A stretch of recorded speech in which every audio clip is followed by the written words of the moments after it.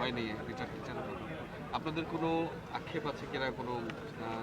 চাওয়া আছে কিনা যদি না, আক্ষেপ বলতে আমরা তো আমাদের বর্তমান যে সরকার, আমাদের মাননীয় প্রধানমন্ত্রী জননেত্রী শেখ হাসিনার সরকার, সে সরকার তো দায়িত্বে আসার পর থেকেই এই হত্যা মামলাগুলির ব্যাপারে কার্যকরী করার ব্যাপারে অনেক পদক্ষেপ নেওয়া হয়েছে এবং জাতির জনক বঙ্গবন্ধু সপরিবারে যে হত্যাকাণ্ড, সেই খুনিদের তাদের শাস্তি বিধান করা হয়েছে। জাতীয় চার নেতার মামলার রায় প্রকাশিত হয়েছে এবং এটি কার্যকরী করার ক্ষেত্রে সমস্যা হচ্ছে যে বেশ কিছু খুনি বঙ্গবন্ধুর এবং জাতীয় চার নেতার একই, তারা দেশের বাইরে অবস্থান করার কারণে তাদেরটা কার্যকরী করা এখনো যায়নি।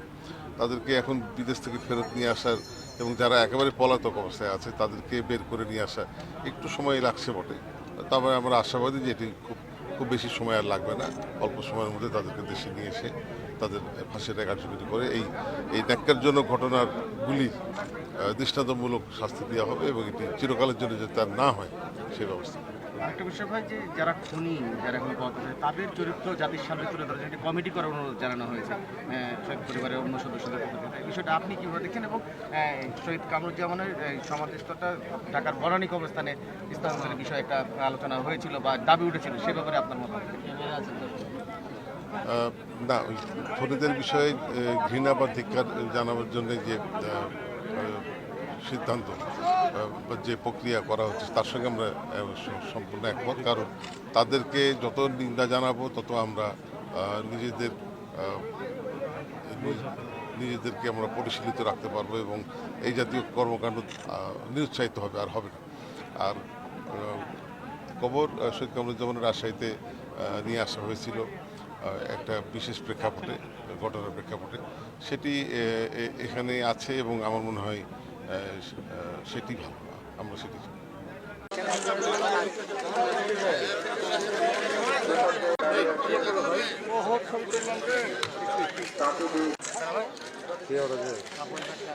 কার দেখা বুঝতে পারলাম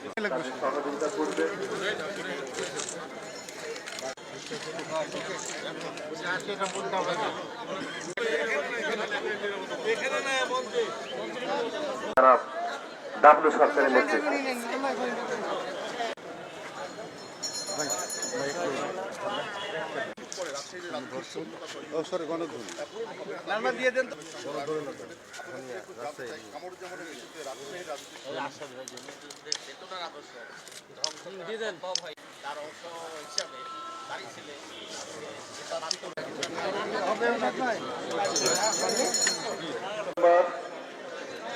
জেলখানার অভ্যন্তরে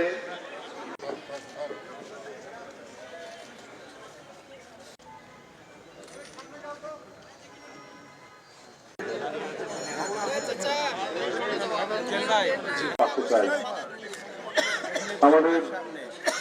পালন করার জন্য ঢাকা বাদ দিয়ে তিনি আমাদের রাজশাহীতে আছেন।